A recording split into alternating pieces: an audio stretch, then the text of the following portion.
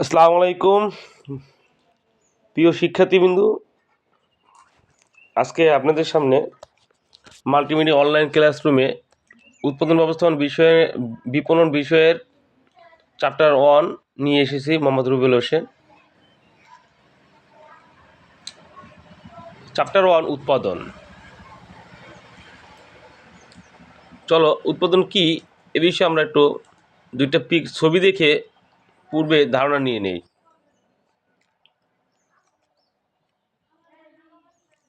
আলোচ্য বিষয়